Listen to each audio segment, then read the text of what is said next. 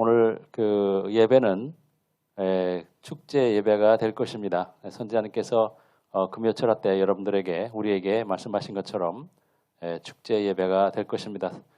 지난 4일 동안 하나님께서는 어마어마한 그 치유의 기름을 통해서 정말로 우리가 상상도 못했던 그런 수많은 불구자들 그리고 척추증만증 그리고 그 몸이 마비됐던 인도의 그 자매까지 지금 숫자로는 21건의 어마어마한 치유의 기적이 일어났습니다. 이것은 성경 역사에서도 찾아보기 힘든 것입니다. 예수님께서 많은 사람들이 그 병자를 데리고 오매 모두 치료하여 주셨더라 이런 내용은 있었습니다. 그러나 그 내용이 어떤 내용인지는 우리가 알지 못하지만 정말 예수님께서 행하시는 그 놀라운 그 기적은 지금 이 두 선자님을 통해서 그대로 이어지고 있습니다. 정말로 두려운 것은 이 다음에 어떤 이벤트가 기다리고 있느냐 하는 것입니다. 우리는 이 길을 가본 적이 없습니다. 이렇게 엄청난 치유의 기적이 본물처럼 쏟아지는 것을 본 적이 없습니다. 이것은 정말로 하나님께서 이제는 천국의 혼인잔치가 준비되어 있다는 것을 우리에게 말씀해 주시는 것입니다. 지금 일반 교회에서는 물론 치유의 기적을 믿지도 않고 또 치유를 일으킨다고 하면 오히려 그것을 터부시하는 그런 풍조가 소위 말하는 정통교회와 대형교회에서 일어나고 있습니다. 그래서 목사가 아닌 사람이 치유를 일으키고 은사를 갖고 있으면 그것을 못마땅해 여기는 그런 교회 내 풍조가 있기 때문에 있어도 그것을 지금은 가리려고 할 것입니다. 그러나 지금은 그 번영복음 또 배교 돈복음이 온 교회를 집어삼켰기 때문에 치유의 기적이 일어나지 않고 있습니다. 그러나 여기에서는 하나님께서 보내신 두 사자, 그 모세와 엘리야, 이제 곧 이스라엘로 넘어가셔서 이스라엘의 부흥과 구원을 위해서 하나님의 그 미션을 행하실 두 선지자께서 지금 이제 17년 동안 이 땅에서 그 메시아 오심을 준비하고 있기 때문에 오직 이 회개와 거룩함 사역회에서만 엄청난 하나님의 역사가 하나님의 기적이 일어나고 있습니다. 이것은 너무나도 명확하고 부인할 수 없는 엄청난 치유의 기적들입니다. 그래서 오늘 우리는 하나님께서 이 회개와 거룩함 사역회에서 또 이 땅에서 행하신 놀라우신 그 엄청난 치유의 기적을 축하하고 또 그 의미가 무엇인지를 여러분들과 나누려고 합니다. 그 메시지 앞서 잠깐 주님 앞에 기도하도록 하겠습니다. 전능하신 여호와 하나님, 아브라함과 이삭과 야곱의 하나님, 데이비드 오와 모세와 엘리야와 다니엘의 하나님, 또한 모든 거룩한 성도들의 아버지이신 거룩하신 이스라엘의 하나님, 오늘도 주님께서 사랑하시는 백성들이 주님의 보좌 앞에 엎드려 주님을 찬양하며 또한 주님께서 행하신 놀라운 그 치유의 기적과 또한 표적과 여러 가지 놀라운 그 이벤트들을 송축하며 또한 주님께 영광을 드리기를 원하나이다. 주님, 저희 모임 가운데 성령을 보내주셔서 저희들의 그 축하와 또한 저희들의 찬양이 주님께서 받으시기에 합당한 찬양이 되게 도와주시옵소서.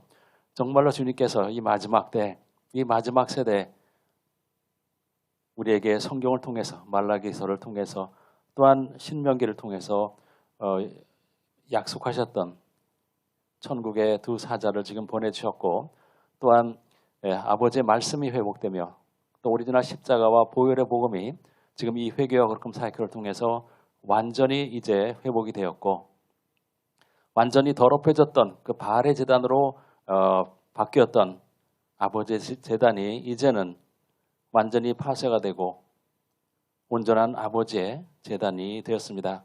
아버지께서 지금 이렇게 엄청나게 많은 치유의 기적을 일으키시며 또한 하늘로부터 불을 내리시고 또 아버지께서 방문하신 것은 아버지께서 보내신 그 두 사자의 미션이 성공을 거뒀다는 분명한 증거입니다.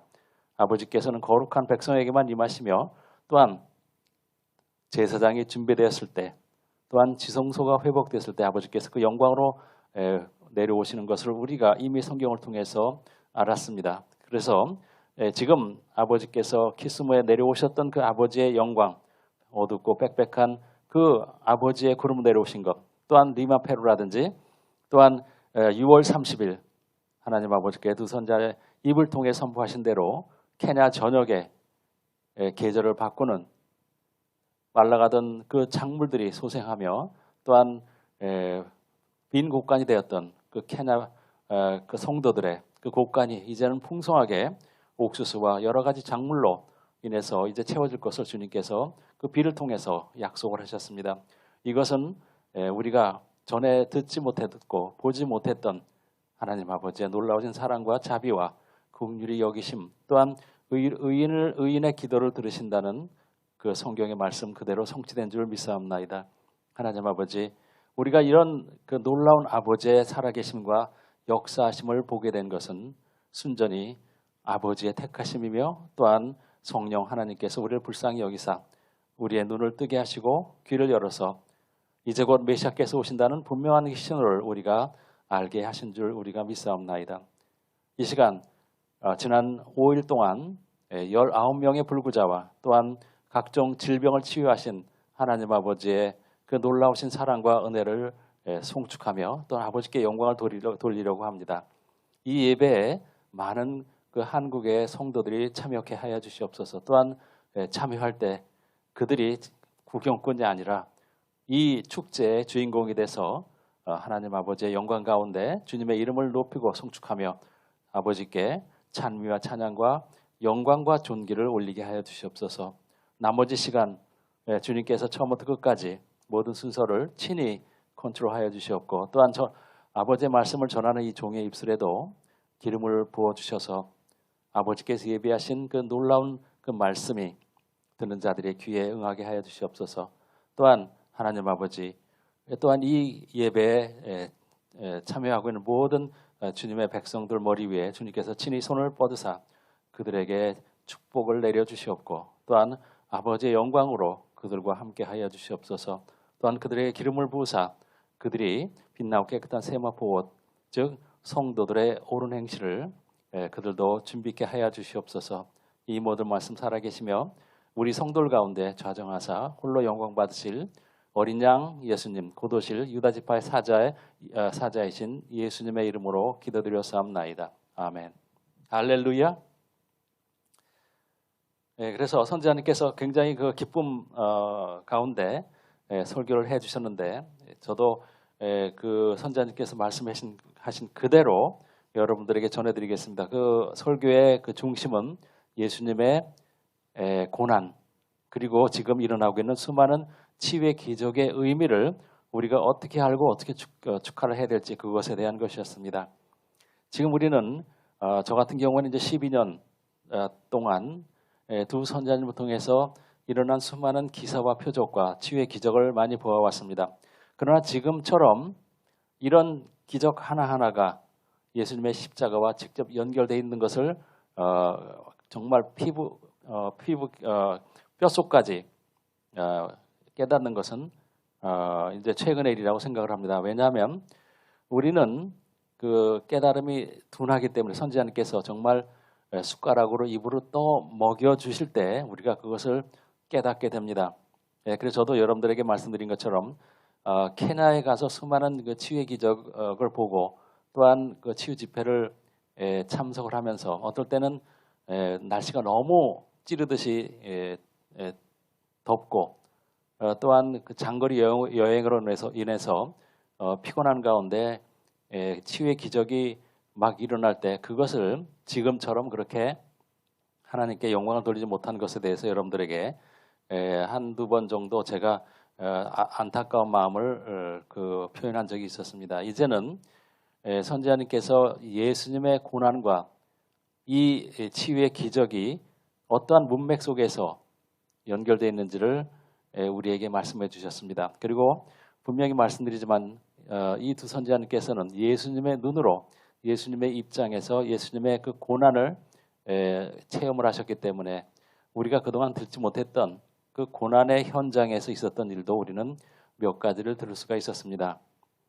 이것을 통해서 지금 케냐 또 한국에서도 또 뉴욕에서도 그리고 전 세계적으로 수많은 그 치유의 기적이 일어난 것이 어떤 의미가 있는지 왜 이런 일이 일어나고 있는지 그것을 행하신 이가 누구이신지 우리가 이제 예수님께 영광을 돌리는 그러한 때가 이르렀습니다.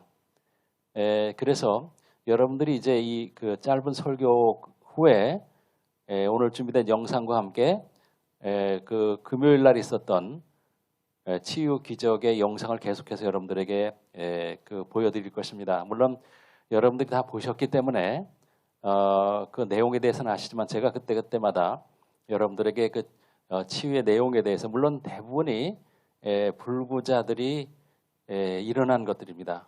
불구자들이 일어난 것입니다. 왜 그 선지자님과 하나님께서 다른 질병도 많은데 불구자들에 대해서 이렇게 집중적으로 소개를 하시고 또 하나님께서도 불구자들에 대해서 집중적으로 소개를 치유를 하시는지 여러분들 아마 짐작을 하실 것입니다.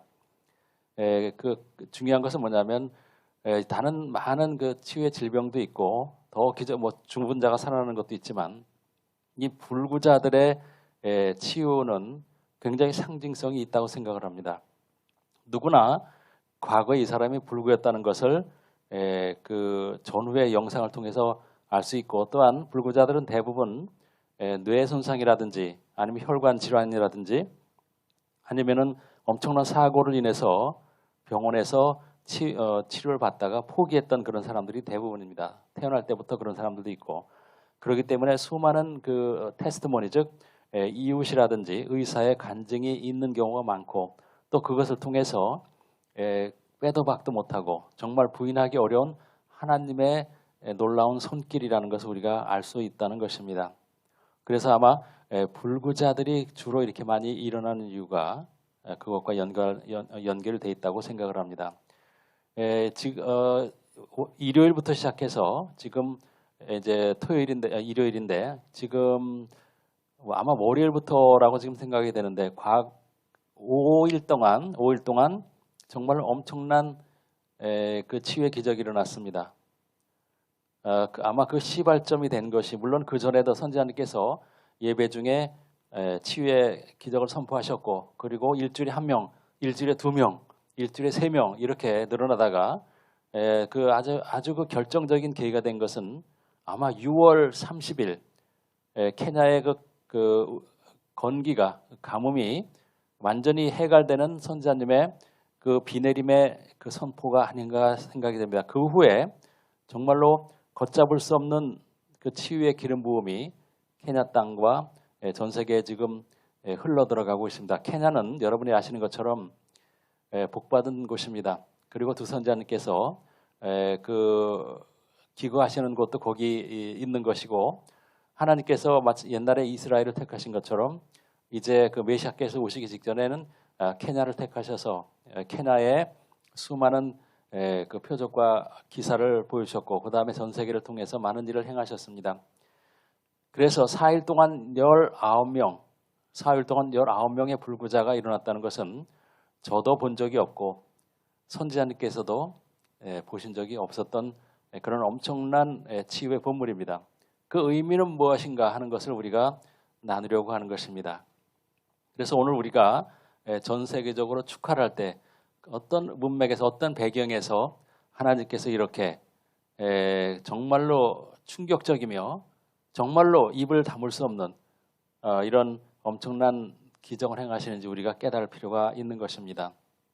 선지자님께서는 이것을 예수님의 십자가의 고난과 직접 연결되어 있으며 또 그것 외에는 다른 이유가 없다고 분명히 단언하셨습니다.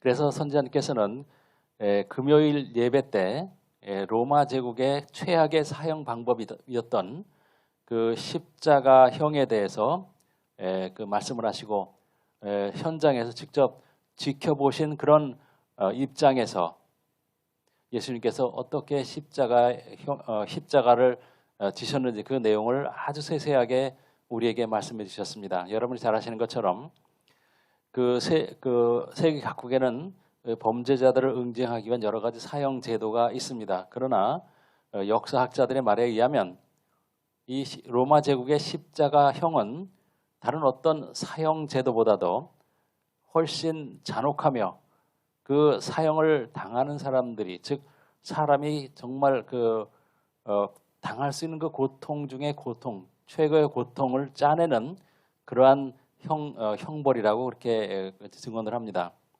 그래서 로마 제국 때도 반란을 일으키거나 반역을 도모한 자들, 그들을 즉 강력 범죄를 범한 자들을 주로 십자가형에 처했습니다. 그러나 로마의 시민은 그 명예 때문에 아무리 그 많은 그 사람을 죽였더라도 로마 시민에게는 이 십자가형을 아마 내리지 않았던 것을 우리가 알고 있습니다. 그렇기 때문에 이것을 통해서도 우리가 이 십자가가 가지고 있는 그 고난의 상징이 얼마나 엄청난지 우리가 알고 있습니다. 그렇기 때문에 저는 이 선지자님의 말씀을 들으면서 우리가 십자가를 집이라든지 아니면은 목걸이를 갖고 있다든지 아니면은 십자가를 자기 책상에 놓는다든지 이것을 뭐 그 자체가 나쁘다는 것은 아닌데 우리가 그것을 제대로 깨닫지 못하고 그것을 가까이 둘 때 그것이 과연 온당한가 하는 것에 대해서 우리가 생각을 해볼 수가 있습니다. 우리가 선지자님의 그 설명을 들은 후에 우리가 과연 십자가라는 말 자체를 우리 입에 담을 수 있겠는가라는 그런 생각까지 갖게 되는 것입니다. 그래서 우리가 십자가 목걸이 하는 것을 얼마 전에 케냐에서는 하지 말라고 이렇게 얘기하는 얘기를 들었습니다. 그것은 물론 십자가를 하나의 그 형상으로 아주 가볍게 여기는 그런 사람들이 있기 때문에 그렇게 얘기한 것을 우리가 알고 있지만 우리가 이 선지자님의 십자가형에 대해서 설명하신 것을 들은 후에는 그런 이유가 아니더라도 예수님께서 어떠한 고통과 어떠한 정말 말로 할 수 없는 정말 견디기 어려운 그런 고통 속에서 그 십자가를 지셨는지 우리가 깨닫고 난 후에는 우리가 십자가를 쳐다볼 수가 있겠는가 하는 그 생각까지도 갖게 되는 것입니다. 선지자님께서는 그래서 그 십자가의 그 단계에 대해서 말씀을 해주셨습니다.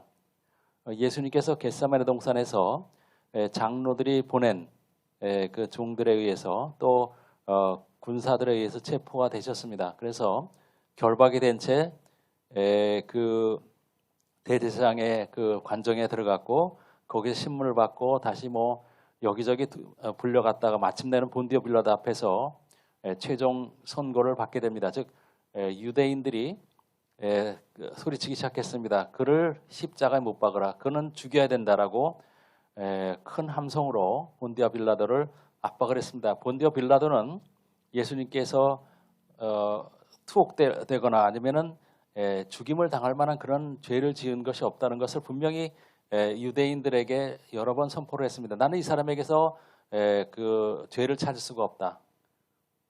그렇게까지 얘기를 했지만 그 유대인들은 장로들은 또 바리새인들과 서기관들은 그 본디오 빌라도의 팔을 비틀어서 그는 없어져야 된다. 그는 자기를 하나님이라고 한다. 그는 죽어야 마땅하다라고 계속 죽이라고 소리를 쳤습니다. 그리고 나서 그 핏값을 우리와 우리 후손에게 넘기라고까지 얘기를 했습니다. 얼마나 예수님을 미워했었는지 그 피조물이며 가장 예수님께서 사랑을 하셨던 그 히브리 사람들이 예수님을 얼마나 증오하고 미워했는지를 우리가 엿볼 수가 있습니다. 그러나 예수님께서 구체적으로 어떠한 십자가의 과정을 걸어가셨는지를 안다면 또 다른 생각을 갖게 됩니다. 미워했다는 말만으로는 그 유대인들과 서기관들과 바리새인들의 그 악함을 우리가 다 설명을 할 수가 없습니다. 그래서 그 예수님께서 결박당한 채 본디오 빌라도의 그 관정으로 끌려갔고 그리고 거기에서 신문을 받기 전후에 예수님을 예수님 양쪽에 기둥이 있는데 여러분 거기 그 패션 오브 크라이스트에 보게 되면 비슷한 장면이 나오긴 하는데 조금 약간 다른 것으로 보입니다. 그러나 여기 보게 되면 예수님을 양팔을 양쪽에 있는 기둥에다가 묶습니다.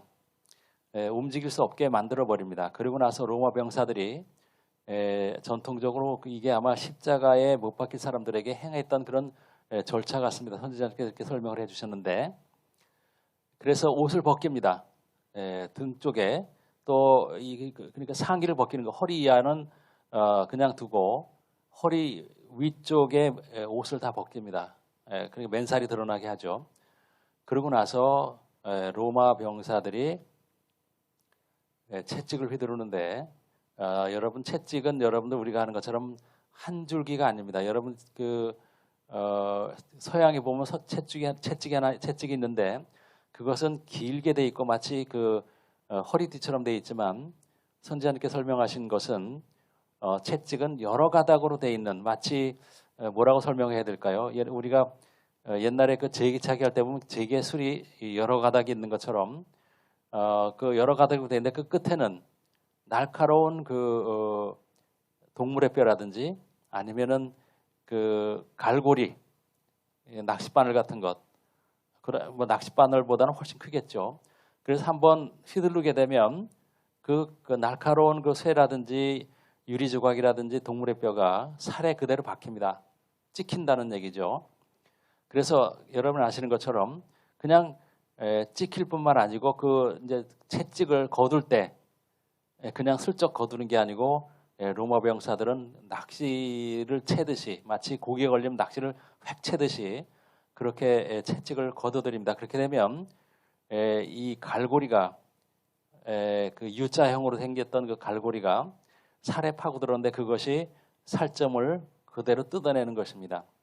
근데 이것을 한두 번 맞으신 게 아니고 로마 병사들이 여기저기 가리겠습니까? 머리도 채찍이 갔을 것이고 등 쪽은 남아나지가 않았을 것입니다. 그리고 등 쪽에서 휘둘렀는데 그 채찍이 옆구리라든지 배 쪽으로도 수많은 그 갈고리가 찍혀서 그 살점이 많이 떨어져 나갔을 것입니다. 선지자님께서 그렇게 설명을 하셨습니다. 그렇게 되면 우리는 칼로 약간만 그 배임을 당해도 거기서 피가 많이 납니다. 왜냐하면 혈관이 많기 때문에. 그래서 채찍이 이렇게 가해졌을 때 그것을 살점을 뜯어내게 되면 그 예수님께서 묶였던 그 밑에, 그러니까 예수님이 서 계신 그곳의 밑에는 살점이 여기저기 툭툭툭 떨어졌다는 것입니다. 그리고 그 살점이 있던 곳에 혈관이 터져서 정말 유혈이 낭자했습니다. 그리고 나서 그 로마 병사는 또한 정말 가시가 굉장히 날카롭고 긴 가시로 엮어서 가시관을 머리에 올렸습니다. 그러고 나서 그것을 아마 여러 가지 몽둥이나 이런 거로 찔렀을 것입니다. 너무 날카롭게 손으로는 안 되고 그렇기 때문에 막대기라든지 그런 거로 이 가시관이 떨어지지 않게 하기 위해서 아마 밑에서 위에서 눌렀을 거예요. 그러면 가시가 이렇게 여기저기 파고 들어가서 굉장히 많이 피를 흘렸을 것입니다. 선지자님께서 말씀하시기를 그 두피에는 수많은 혈관이 지나가고 있다고 얘기하셨습니다. 그래서 그 채찍에 의한 상처와 함께 또한 그 가시관의 상처로 인해서 얼굴에는 시뻘겋게 아마 피가 낭자했을 것이라고 그렇게 얘기를 하십니다. 그리고 여러분 생각해 보시면 아시겠지만 사람이 이렇게 갈고리가 있는 채찍이 아니더라도 여러분 제사장들이 그 성전에서 잘못을 저지른 사람들에게 예를 들어서 요한과 베드로에게 내렸던 그 채찍형이 있습니다. 그것은 40대에서 한 대 가만, 즉 39대를 때리는 형벌이거든요. 근데 그것을 마저도 등에는 정말로 많은 피가 났습니다. 왜냐하면 갈고리는 없더라도 살이 터집니다. 여러분 옛날에 제 나이 정도 되면 엄한 부모님 밑에서는 회초리를 자주 맞았습니다. 회초리를 맞아서 저도 공부를 열심히 안 한다는 이유로 또 엄마가 시키는 일을 잘 안 했다는 이유로 인해서 벼르고 벼르시다가 회초리를 때리실 때 이 종아리에 피가 났었습니다. 그냥 약간 이렇게 붓는 그 정도가 아니고 옛날에는 그렇게 굉장히 엄하게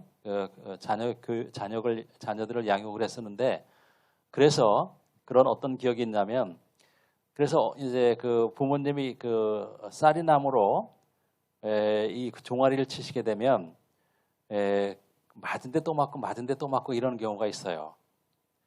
보통 맞게 되면 한 50대 맞거든요. 뭐 덜 맞는 경우도 있지만 그렇게 되면 엄마는 이제 그 맞은 데를 또 피하려고 하시지만 또 때리다 보면 맞은 데 또 맞고 맞은 데 또 맞고 그러다 보면 거기서 피가 납니다. 그리고 터집니다. 이 피부가 터져요.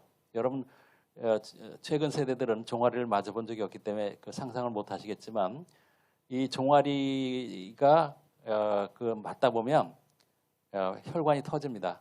그래서 붉게 변하고 융기되고 그리고 피가 흐르는 경우가 있습니다. 그러면 이제 그 가슴이 아프신 엄마께서 또 오셔서 안티프라민으로, 그때는 약이라고는 안티프라민하고 옥도정키라고 빨간 약밖에 없었습니다. 그걸 갖다가 부어 이렇게 발라주시면서 앞으로는 엄마 말 잘 들어라 이렇게 얘기하시는 경우가 있었습니다. 그런데 여기에서는 그 39대를 맞을 때도 얼마나 아팠는지 한번 생각을 해보시죠. 아픈 것뿐만 아니고 이걸 장정들이 정말 그 엄청난 힘으로 그 베드로와 요한의 등짝을 39대를 쳤다고 생각해 보십시오. 아마 며칠 동안 움직이지 못했을 거예요. 옷도 잘 입기가 힘들었을 겁니다. 왜냐하면 그 피가 나고 여러분 피와 함께 혈청이 나옵니다. 여기서 이제 세럼이라고 선지자님께 얘기하셨는데 피와 함께 혈청이 나오는데 이것은 그 약을 발라두지 않으면 옷과 달라붙어요. 그러면 나중에는 상처가 더 커집니다. 옷을 그 상처에 떼려고 그러면 훨씬 더 커집니다. 그렇기 때문에 아마 요한과 베드로가 그 예수님의 말씀을 전하다가 39대를 맞고 나서는 아마 며칠 동안은 옷을 못 입었을 수도 있습니다.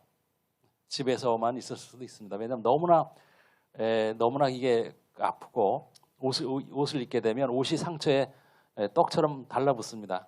그렇게 되면 그 상처가 덧날 수도 있고 옷과 이 상처가 엉겨붙어 가지고 그걸 떼려면 오히려 상처가 더 커지는 경우가 있어요.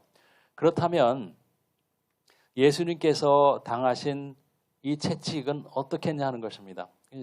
선지자님께서 뭐라고 얘기하시냐면 이것만으로도 트라우마가 있을 정도로 엄청난 그 상처가 났다고 얘기하십니다. 그리고 또 얘기하시기를 이 채찍만으로도 그냥 뒀다면, 이 채찍 받은 그 상태 그냥 뒀다면 그 채찍만으로도 죽을 수 있다고 얘기하십니다. 죽기 직전이었다고 얘기하셨습니다. 그런데 그 채찍을 맞으시고 나서 여러분은 잘 아시겠지만 채찍이 여기저기 등짝을 거의 사정없이 후려갈겼고 등과 배와 옆구리가 완전히 그 갈비뼈가 드러나고 뼈가 드러날 정도로 살점이 떨어져 나갔습니다. 근데 그것으로 끝나는 게 아니고 예수님께서는 또 자기 십자가를 지고 어깨에다가 등에다가 그 십자가를 이렇게 메고 거의 이제 막 실신하기 가까운 그런 상태에서 십자가를 지고 성 안에서 성 바깥으로 돌도로서라고 하는 그 예수님께서 십자가를 지고 그 지나가신 길 이름을 이제 돌도로서라고 이렇게 하는데요. 거기를 걸어 올라가신 것입니다. 그러면 여러분 이 그 맨 살에다가 그 십자가 그 엄청난 통나무를 매게 되면 그 나무에서도 가시가 있을 거예요. 왜냐하면은 여러분 그 보통 나무를 이렇게 십자가처럼 이게 다듬게 되면 아무리 그 매끈하게 한다고 해도 물론 십자가를 매끈하게 할 일은 없습니다. 십자가는 고통을 주게 한 거기 때문에 옛날에 그 십자가를 만드는 사람들이 그 형태를 만드는 사람들 그것을 그 지고 가는 사람들 아플까봐 뭐 거칠고 뾰족한 부분을 다듬어 줄 리가 없습니다. 그렇다면 그것을 어깨에다 메고 등에다가 그것을 짊어지고 걸어가셨을 예수님의 그 고통을 한번 생각을 해보십시다. 뿐만 아니고 그 십자가를 지고 갈 때 로마 병사가 계속 쫓아가면서 조롱도 했을 것이고 또한 유대인들이 길거리에서 그 길을 따라가면서 계속 당신은 죽어도 마땅하다. 그 신성모독하는 자 죽어라 죽어라 하라고 계속 길거리에서 그렇게 했을 것입니다. 저는 그래서 선지자님께서 이걸 설명하실 때 한 가지를 또 깨달은 게 있습니다. 구레네 그 애굽에 사는 사람이 옆에 있었는데 로마 병사가 그 예수님의 십자가를 네가 대신 지고 가라고 이렇게 했다는 그런 기록이 있습니다. 저는 그 십자가의 그 형벌에 대해서 십자가를 지고 가시기 전까지 십자가를 지고 성문을 나설 때까지의 그 과정을 우리가 몰랐을 때는 왜 구레네 사람에게 다른 사람에게 예수님께 지셔야 될 그 십자가를 지라고 했을까라는 그것에 대한 확실한 이유를 알지 못했습니다. 그러나 지금 이제 그 이유를 알겠습니다. 왜냐하면 예수님께서는 이미 그 십자가로 인해서 많은 피를 쏟으시고 또한 혈장을 쏟으셨습니다. 혈장이라는 것은 피와 섞여 있는 그 투명한 액체인데 그것이 예를 들어서 그 피를 굳게 한다든지 그런 역할을 하거든요. 혈청이라고 하고 혈장이라고도 부르는 것 같은데요. 예수님께서 그것을 이미 죽기 직전까지 형벌을 받으셨기 때문에 그걸 짚고 가는 것이 너무나 힘들었기 때문에 그 애굽에 살던 그 사람을 대신 그것을 짊어지고 가게 했다는 것을 이제서야 제가 좀 그 확실한 이유를 알게 됐습니다. 이것을 알기 전에는 이런 경우가 있었을까? 왜 그랬을까? 왜 저 사람 무슨 죄가 있길래 이것을 지라고 했을까? 라는 생각을 했었는데 예수님께서 너무나 큰 상처를 입으시고 너무나 지쳤고 몰골이 정말로 그 인간의 몰골이 아니었다는 것을 우리가 듣고 난 다음에는 로마 병사들이 그래도 그 예수님을 어차피 십자가 형에 못 박아야 되기 때문에 그 전에 죽으면 안 되기 때문에 일종의 배려 같은 걸 했다는 생각을 했습니다. 이 배려라는 건 예수님을 위해 한 게 아니고 십자가형에서 예수님을 죽이기 위해서 그렇게 했다는 생각이 드는 것입니다. 선지자님께서는 이런 설명을 하실 때 많은 눈물을 흘리신다고 얘기를 하십니다. 왜냐하면 내 주님을 그들이 그렇게 그 고문을 했다고 얘기하시면서 해외에서 설교하실 때 많은 눈물을 흘리신 것을 기억을 합니다. 그래서 그 예수님께서 살점이 뜯겨져 나가고 많은 피를 흘린 것만으로도 사망에 이를 수 있는 상태에서 로마 병사들은 예수님을 밀어서 땅바닥에 쓰러뜨렸습니다. 그리고 나서 그 팔과 그 다리를 붙잡아서 등 쪽을 거친 나무 위에 휙 던져버렸습니다. 못 박아야 되기 때문에. 여러분 그 상처 속에 그 흙이 들어가고 그 뾰족뾰족한 작은 돌들이 그 과정에서 또 그 살을 파고 들어갔을 것입니다. 정말 우리는 상상도 할 수 없는 그런 엄청난 고통을 예수님께서 걸어가신 것입니다. 예수님께서 그래서 아버지 하실 수만 있다면 이 잔을 내게서 지나가게 해 주십시오라고 했다는 것을 우리가 다시 한번 느끼게 됩니다. 그리고 나서 그 십자가 위에 이제 십자가가 이제 땅에 이렇게 수평으로 누워 있겠죠. 왜냐하면 손에 못을 박아야 되기 때문에. 그래서 그 어떤 영화에 보면 예수님의 손을 양쪽에서 밧줄로 묶어서 잡아 당겼다고 합니다. 그것은 선지자님의 말씀과 일치가 합니다. 왜냐하면 흉강, 우리의 이 갈비뼈가 있는 이 숨을 우리의 그 중요한 장기를 보호하는 이 갈비뼈, 이 둥그렇게 있는 갈비뼈를 흉강이라고 얘기하는데 그걸 양쪽으로 잡아당기는 이유는 우리가 이걸 상상을 안 해보지만 이렇게 양쪽으로 길게 양쪽 손을 당겨두게 되면 이 흉강이 우리가 숨을 쉴 때 여러분 잘 아시겠지만 누워서 숨을 쉬게 되면 가슴이 올라갔다 내려갔다 합니다. 이건 흉강이 확장됐다 수축됐다. 그 안쪽에는 폐가 움직이는데 필요하기 때문에 흉강이 커졌다 작아졌다 합니다. 즉 폐에 바람이 들어가게 되면 가슴이 이렇게 부풀어 오릅니다. 그리고 내쉴 때 다시 가슴이 이렇게 수축하고 그런데 이것을 양쪽으로 팔을 당기게 되면 이 가슴이 올라올 수 있는 그 여지가 많이 줄어든다고 선지자님께서 얘기하셨습니다. 그래서 손으로 예수님의 팔을 당기는 것은 한계가 있기 때문에 어떤 영화에 보게 되면 밧줄로 양쪽에서 예수님의 손을 묶어서 그 십자가 나무 양 끝에 당겨서 최대한 예수님의 그 팔이 좌우 쪽으로 끝까지 가도록 그렇게 잡아당겼다고 합니다. 그래서 선지자님께 설명하신 것처럼 그 선지자님께서는 예수님의 못 박힌 곳이 여러분 이곳이라고 얘기합니다. 즉 손바닥도 아니요 일반 그 영화에서 나오는 이 손목 부분도 아니고 손바닥과 이 팔목 요 사이에 여기에 못이 들어갈 수 있는 공간이 있다고 합니다. 그리고 그 상체를 지탱할 수 있는 하기 위해서는 손바닥 하게 되면 이 그 체중 때문에 사람이 이제 늘어지게 되면 이게 찢어진다고 그래요. 이 살이 찢어지게 됩니다. 상상을 해보면 여기다가 못을 박게 되면 여러분의 체중을 여기다 싣게 되면 당연히 이 살이 찢어질 것입니다. 그래서 못을 박는 장소가 바로 여기 손바닥과 손목 그 가운데라고 선지자님께서 얘기해 주셨습니다. 그래서 선지자님께서 환상을 얘기하실 때 이렇게 하셨다고 얘기하시는 경우가 있었습니다. 저는 선지자님께 이렇게 하셨을 때 저는 여기라고 생각을 했습니다. 근데 선지자님께 이번에 자세히 말씀하시는데 바로 여기 손바닥과 손목 사이라고 얘기를 하십니다. 여기에 양쪽에서 아주 그 건장한 그 로마 병사들이 잡아당긴 가운데 여기에다가 이 손가락보다 굵은 쇠못.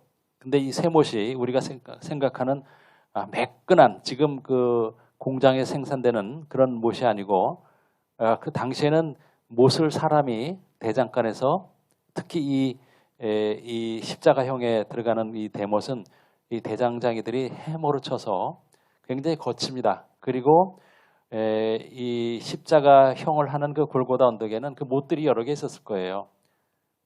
그 창고에서 새 것을 꺼내다가 그 못을 박은 게 아니고 거기에 이미 거기 사형당하는 사람들이 많이 있기 때문에 거기에는 일부 아마 못이 있어. 그래서 비도 맞고 그래서 선지자님 말씀대로 녹슨 그리고 매우 거친 그리고 굵은 그 쇠못이 예수님의 그 손목을 파고들었다고 얘기를 하십니다. 정말로 여러분 보십시오. 살점이 떨어져 나갔죠. 기진맥진하죠. 그리고 가시관 때문에 온몸이 피가 흥건하죠. 그런데 거기에다가 또 십자가를 지신 엄청난 그 쇠약한 몸 그 가운데 여러분 정말 안 아픈 곳이 없었을 거예요. 것까지만 해도 정말 정신이 혼이 나갈 정도로 온몸은 고통 속에 있을 것입니다. 통증이 말도 못했을 거예요. 그런데 거기에다가 못을 박으셨습니다. 못을 박았습니다. 양쪽에서 못을 박았기 때문에 이제 숨드시기가 어렵습니다. 근데 선지자님께 여기서 또 뭘 설명하셨냐면 양쪽에서 이제 누운 상태에서 양쪽으로 그 못을 박은 다음에 십자가를 세운다고 얘기합니다. 물론 그 과정에서 혹시 뭐 허리를 묶어서 아니면은 뭐 이 팔목을 묶어서 그 팔을 묶어서 지탱하겠는지 잘 모르겠지만 생각만 해도 끔찍합니다. 왜냐하면 양쪽에 그 손에 그 못이 박힌 상태에서 이제는 이제 그 십자가를 이제 들어 세웁니다. 그렇게 되면 십자가에 매달린 사람이 아플까봐 천천히 세우겠습니까? 굉장히 거칠게 쓸 것입니다. 그들은 그 십자가 매달린 사람들은 죽어 마땅한 사람들이라고 생각했기 때문에 굉장히 험하게 다뤘을 것입니다. 그래서 그 십자가가 세워졌고 그러고 나서 그 선지자님의 말씀에 의하면 양쪽 그 발등이 겹치게 하고 그 위에 어마어마하게 굵고 긴 못으로 하나의 못으로 발등을 뚫어서 또 아래에 있는 발에 선지자님 말씀 왼발이 아래에 있었고 오른발이 그 위에 겹쳤다고 이렇게 얘기하셨습니다. 제가 그 선지자님의 말씀 그 스크립트를 보니까 왼발이 먼저 나무 위에 이렇게 있었고 그리고 왼 발등 위에 오른쪽 발바닥이 겹쳐져서 올라갔고, 그리고 오른쪽 그 발등에 쇠못이 들어갔고, 그래서 오른쪽 발등을 뚫고 들어간 그 쇠못은 발바닥을 통해서 왼쪽 발등을 또 뚫었고, 또 왼쪽 발등을 뚫고 들어간 그 못은 발바닥을 통해서 그 뒤쪽에 있던 나무에 깊이 박혔다고 얘기합니다.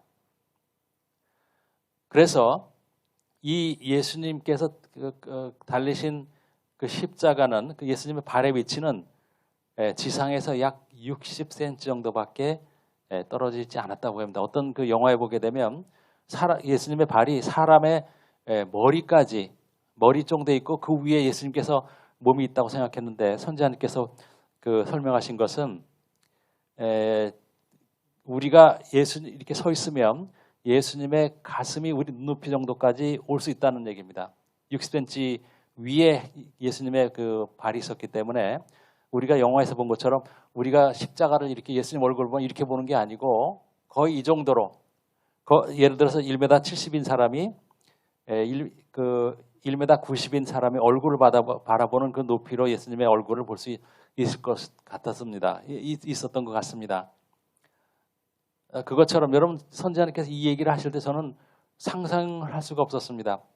왜냐하면 선지자님께서 이 발에 박힌 이 그 못이 체중 전체를 지탱했다고 얘기하셨습니다.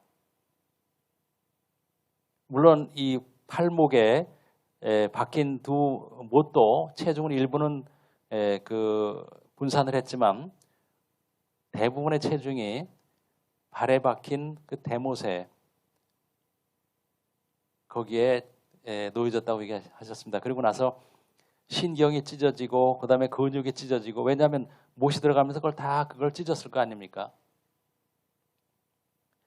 그래서 여러분 아시겠지만 그 이사야서 52장에 보시게 되면 disfigured 됐다는 그 내용이 나옵니다. 여러분 한번 보시겠습니다. 52장, 이사야서 52장.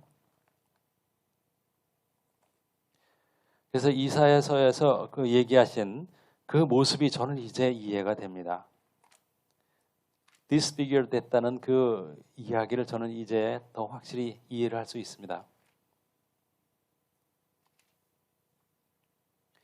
52장 13절부터 14절입니다. 보라, 내 종이 형통하리니 받들어 높이 들려서 지극히 존귀하게 되리라. 전에는 그의 모양이 타인보다 상하였고 그의 모습이 사람들보다 상하였으므로 많은 사람이 그에 대하여 놀랐거니와. 여기서 보게 되면 14절에 영어로 이렇게 됐습니다. His appearance was so disfigured beyond that of any human being. 여기서 이것 정말 여러분, 이 한글은 엉터리가 너무 많아요. 예수님의 고난뿐만 아니고 그 너무나 대충 그 번역한 것들이 많습니다. 이해는 하기는 할 수는 있지만 특히 이 지금 52장 예수님의 고난에 그 관한 내용을 읽어보게 되면 용납할 수 없습니다.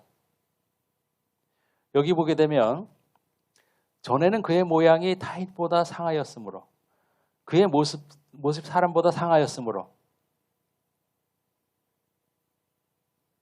상했다는 말로 이걸 설명할 수가 있을까요? 상했다는 말은 여러분 잘 아시겠지만 상처가 났다든가 베었다든가 우리가 일반적으로 생각하는 것은 그 정도입니다. 그러나 영어로 보게 되면 his appearance, 그의 모양이 so disfigured beyond that of any human being. beyond that of any human being. 이 얘기는 뭐냐면요, 인간이라면 도저히 그런 모습이 될 수 없는, 완전히 망가진, 즉 인간의 모습이라고는 상상할 수 없는 모습으로 망가지셨다는 얘기입니다. 근데 여기 보면 뭐예요? 전에는 그의 모양이 타인보다 상하였고 그의 모습이 사람들보다 상하였으므로. 여러분, 이것은 번역의 미스가 아니고 정말 뭐라고 설명해야 될지 모르겠습니다. 즉 거기 매달린 그 예수님을 보고 저 사람이 전에 사람이었다는 것을 상상할 수가 없었다는 얘기입니다. 그 정도로 예수님께서는 찢어지셨다는 얘기입니다. 선지자님께 가끔 그렇게 얘기하셨습니다. 그 십자가에 매달리신 분이 인간이었는지 동물의 시체인지 동물인지 동물을 걸어놓은 건지 사람을 걸어놓은 건지 모를 정도라고 얘기를 하셨습니다. 그러고 나서 물론 이제 여러분이 성경을 읽어보셔서 아시겠지만 그날은 큰 유월절이었기 때문에 그 다음 날이 큰 유월절이었기 때문에 그 준비일이었습니다. 그렇기 때문에 그 아리마대 요셉이 본디오 빌라도에게 가서 유대인의 그 전통에 따라 해가 지기 전에 시체를 내리게 해달라고 그렇게 예수님께서 이미 죽으셨기 때문에 그것을 확인한 아리마대 요셉이 본디오 빌라도에게 가서 내가 시체를 내릴 수 있도록 허락해달라고 했고 본디오 빌라도가 그걸 허락을 했습니다. 그래서 이제 장사를 했는데 만약에 그렇지 않았다면 그 준비일이 아니었고 그냥 평범한 날이었다면 그냥 죽은 채로 뒀을 것입니다. 그렇게 되면 어떤 일이 있냐면 밤이 되면 하이에나와 들개 같은 이 들짐승들이 와서 뜯어먹었다고 얘기합니다. 이 다리로부터 허벅지까지 뜯어먹었다고 얘기합니다. 그 형벌을 예수님께서 받으신 것입니다. 근데 물론 지금 말씀드린 것처럼 예수님께서는 그 죽으시자마자 아리마대 요셉, 그 니고데모가 와서 그 시체를 내렸습니다. 그렇기 때문에 그런 일은 없었지만 그 십자가에 그 시체를 두는 이유는 그렇게 동물들이 와서 먹도록 그냥 허락하는 겁니다. 그리고 낮에는 매와 솔개, 독수리, 까마귀 같은 것들이 와서 그 매달려서 죽은 그 시체들을 또 살을 쪼아 먹습니다. 여러분 얼마나 비참한지 한번 보십시오. 그래서 선지자님께서 이걸 다 설명하시면서 뭐라고 얘기하셨냐면 우리가 매달렸어야 하는 바로 그 십자가에 죄가 없으신 주님께서 대신 오르셨습니다. 그러면서 또 얘기하십니다. 지금의 크리스찬들이 죄를 가볍게 여기는 것은 그들이 십자가를 알지 못하기 때문이라고 얘기하셨습니다. 십자가는 장난이 아니라고 얘기하셨습니다. 여러분이 아시는 것처럼 선지자님께 여러 구절을 읽으셨습니다. 엘리 엘리 라바 사막다니 하시고 죽으셨다는 그 말씀, 그리고 숨을 거두셨다는 이 말씀은 여러 군데 있지만 어떠한 그 십자가의 고통이었었는지는 성경은 입을 다물었다고 얘기를 하십니다. 그래서 이 19명의 불구자들이 불과 5일 만에 이 치유가 일어난 것, 그리고 뉴욕에서 아네타하고 또한 인도에서 또 다른 그 중풍병자가, 그래서 파랄리틱스라고 얘기했는데 중풍병자라도 해석이 되고 또는 마비 환자라고도 우리가 해석을 할 수 있는데 일어나는 놀라운 일이 있었습니다. 그 배경에는 예수님께서 이런 고통을 우리 대신 겪으셨기 때문에 우리가 이런 치유의 기적을 우리가 얻을 수 있다고 얘기를 하셨습니다. 그래서 우리는 이 치유의 기적을 보면서 예수님의 십자가를 떠올려야 된다고 얘기를 하시는 것입니다. 우리가 무엇 때문에 이런 치유의 기적을 얻는지, 더 나아가서 우리의 구원이, 우리가 얘기하는 은혜의 구원이라는 게 그렇게 쉽게 우리가 취급할 문제냐 하는 것에 대해서 근본적으로 질문을 던지시는 것입니다. 지금의 크리스찬들의 모습을 보게 되면 정말로 히브리서 6장 4, 6절, 또한 10장 26절부터 31절, 베드로후서 2장 19절부터 22절까지 바로 거기에 해당된다는 것을 부인할 수가 없습니다. 육신이 연약하기 때문에 죄를 지을 수밖에 없다고 얘기하는, 또한 우리는 은혜 가운데 있기 때문에 우리는 그 정죄함이 없다. 여러분, 은혜를 남용하는 자에게 정죄함이 없다는 설명은 성경 어디에도 없습니다. 오히려 여러분 다시 한번 읽겠습니다. 여러분, 이것이 너무나 현대교회에 던지는 메시지가 되기 때문에 선지자님께서도 이것을 아마 가장 많이 읽은 그 구절 중 하나라고 생각을 합니다. 여러분, 이것을 듣고 계시는 한국교회 성도들이 계시기 때문에 제가 그들에게 그들이 말하는 은혜의 구원, 그리고 연약하기 때문에 육신은 연약하기 때문에 죄를 지을 수밖에 없다고 하는 그것이 과연 있을 수 있는 일인가에 대해서 나누도록 하겠습니다. 히브리서 6장 4절부터 6절까지입니다. 여기에서 말씀하시는 한 번 빛을 받고 이런 것들은 크리스찬을 얘기합니다. 교회 안에 있는 사람들을 얘기합니다. 믿지 않는 사람들이거나 아니면 힌두교도들이나 무슬림들이나 아니면 불교 신자나 무당들이나 이런 사람들 얘기하는 게 아니고 예수님을 주라고 고백하고 주일 성수를 한다는 사람들, 자기는 거듭났으며 자기는 안수 집사며 자기는 뭐라고 얘기하는 사람들, 자기는 목사며 하나님의 종이라고 하는 사람들, 자기는 크리스찬이라고 하는 사람들에 대한 경고의 말씀입니다. 보십시오. 한 번 빛을 받고 하늘의 은사를 맛보고 성령에 참여한 바가 되고, 여러분 보십시오. 하늘의 은사를 맛보고 성령에 참여한 바가 되고, 그 다음에 빛을 받고 또한 하나님의 선한 말씀과 내세 능력을 맛본 자들, 이게 누구 얘기합니까? 자칭 크리스찬들입니다. 주일 성수한다는 사람이고 안수 집사, 권사, 장로, 목사, 크리스찬을 얘기하는 것입니다. 다시 한번 읽겠습니다. 한 번 빛을 받고 하늘의 은사를 맛보고 성령에 참여한 바가 되고 하나님의 선한 말씀과 내세의 능력을 맛보고도 타락한 자들은, 여기서 타락했다는 것은 죄인 줄 알고 죄를 짓는 것을 얘기합니다. 물론 여러분 심판 때에는 알고 지은 죄 모르고 지은 죄 다 심판에 해당됩니다. 지옥에 떨어진다는 얘기입니다. 근데 여기서 타락한 자들은 다시 새롭게 하여, 여러분 보십시오. 위에 여러 가지 은사를 맛보고 하나님의 빛을 보고, 이것은 무슨 얘기냐면 죄와 거룩함, 의와 불법, 이것에 대해서 분별력이 있다는 얘기입니다. 무엇이 죄가 된다는 것을 안다는 얘기입니다. 그것을 알면서도 타락한 자들은 다시 새롭게 하여 회개할 수가 없나니 이는 그들이 하나님의 아들을 다시 십자가에 못 박아 드러내놓고 욕되게 함이라. 우리가 지금 십자가에 대해서 말씀을 나누고 있습니다. 이들은 다시 십자가에 못 박아 드러내놓고 예수님을 욕되게 한다는 얘기입니다. 제가 여태까지 지금 한 30분 동안 선지자님께 전하신 예수님께서 어떠한 십자가의 과정을 거치셨는지를 설명을 드렸습니다.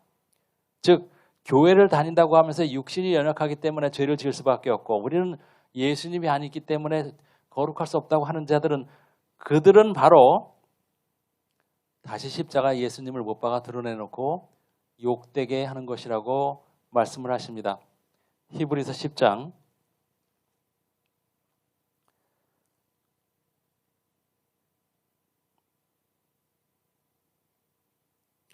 26절부터 읽겠습니다. 우리가 진리를 아는 지식을 받은 후, 이건 크리스찬을 얘기합니다. 우리가 진리를 아는 지식을 받은 후 짐짓 죄를 범한 즉, 짐짓이라는 얘기는 죄인지를 안다는 얘기입니다. 즉 크리스찬들이, 우리는 육신이 연약하기 때문에 죄를 지을 수밖에 없다. 자기네들이 짓는 것이 죄인지 알고서 짓는다고 본인들이 스스로 고백한다는 얘기입니다.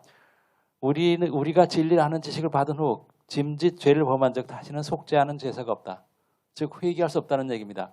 왜냐하면 피를 부정하게 여기고 예수님을 다시 십자가에 드러내놓고 못 박아 드러내놓고 예수님을 욕되게 하기 때문입니다.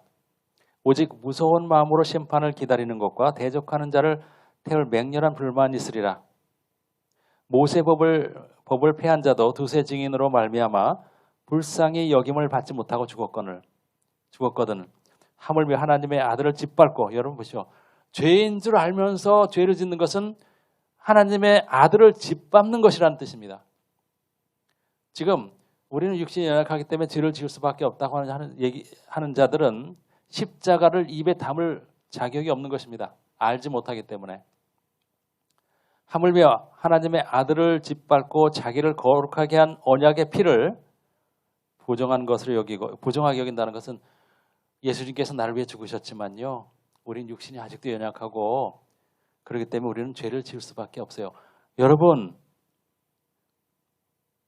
언약의 피를 부정하게 여기는 게 다른 게 아닙니다. 죄인 줄 알면서 죄를 짓고, 우리는 육신이 연약하기 때문에 예수님께 100번 죽어도, 우리는 100번 십자가 오르락내리락 해도 우리는 육신이 연약하기 때문에 죄를 지을 수밖에 없어요. 우리는 벗어버릴 수 없다라고 얘기하는 것.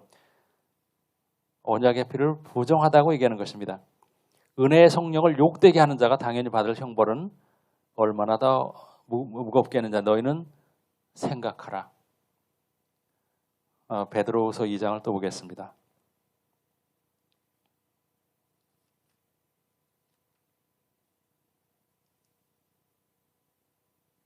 20절부터 22절까지입니다. 베드로후서 2장 20절 22절까지.